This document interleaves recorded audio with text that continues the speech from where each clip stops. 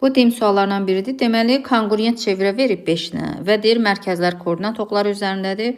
Bütün çevrələrin uzunluqları 40 pi'dir. Deməli, bir çevrənin uzunluğu 2 pi r-dir. 5 dənə də çevrə var. Deməli, mən bunu 5'ə vuracağım. 5 vurulsun 2 pi r bərabərdir 40 pi'yə.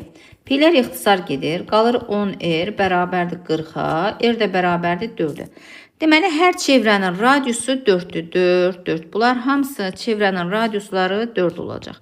Və biz bunları birləşdirək. Koordinat oxlarını, daha doğrusu nöqtələri. A nöqtəsi və A'dan B'yə. Burada bir kvadrat alınacaq və kvadratın diagonalı olacaq 8. Baxın, daha doğrusu 16. Bura 16 və bura 16. Görürsünüz, burada baxın bu hissədə hər biri bərabər yanlı düzbucaqlı üçbucağa bölünür də. Baxın, belə bir üçbucağı alınır. Düzbucaqlı üçbucaq. Bura 8, bura 8.